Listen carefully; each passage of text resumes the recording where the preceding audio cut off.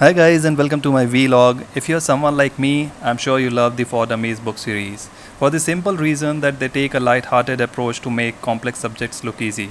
Today I'm going to take the same approach to debt investing as I want to make it really easy for you all to understand. I hope you like this video. Don't forget to hit the like button and subscribe to my channel. But before we start, let me share a quote from Charlie Munger with you all. And he says, "Spend each day trying to be a little wiser than you were when you woke up."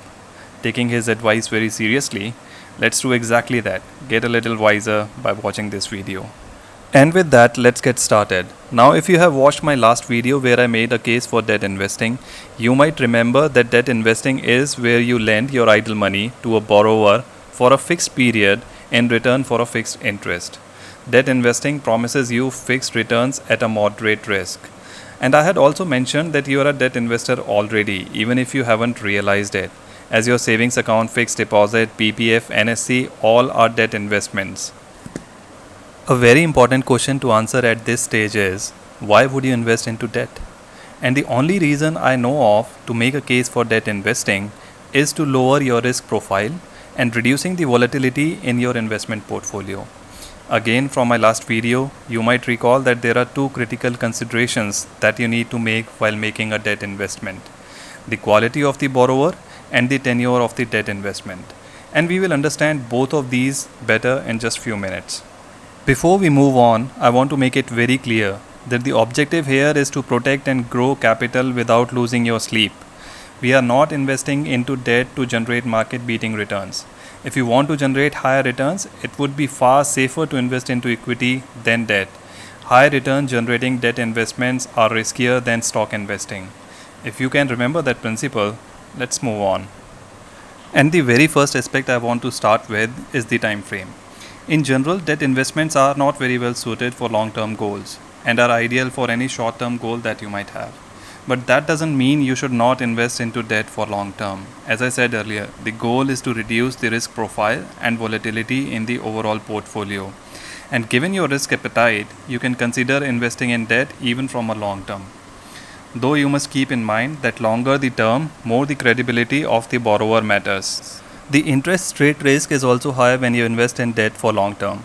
Luckily, in India, we have several government backed saving schemes which offer a very decent interest rate along with tax benefits. As they are government backed, the borrower risk is almost zero. So if you're investing for 5 years or more, you should keep it simple and invest only in these saving schemes like NSC, PPF, Sukanya Smriddhi, and there are many others.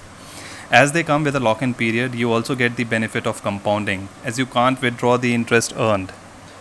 And if your goal is less than 5 years away, you should consider investing into debt through mutual funds. And from almost 10 different types of debt funds, I suggest to start with only two: liquid funds and short-term debt funds. The liquid funds are more suited when you're investing for less than a year.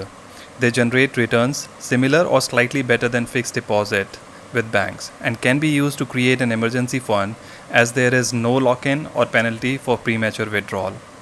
Though while making an investment into liquid fund, you must ensure that their portfolio consists of debt only for the very best companies and organizations.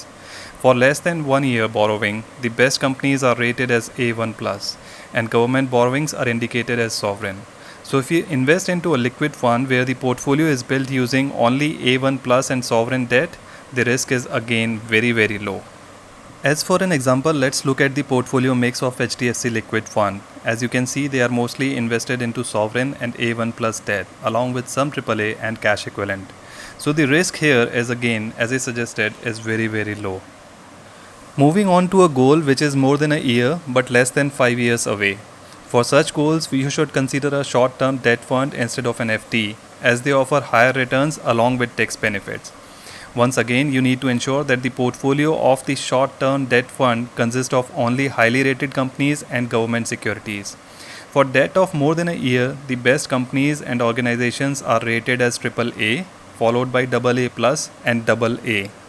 As an example, let's look at the portfolio mix of HDFC short-term debt fund. As you can see, they are mostly invested into AAA, AA and sovereign. And a very little percentage of the overall portfolio is invested in A and below, indicating a very insignificant risk in the overall portfolio. Moving on to the longer tenure, as I said earlier, it is better to invest in government sponsored saving schemes only.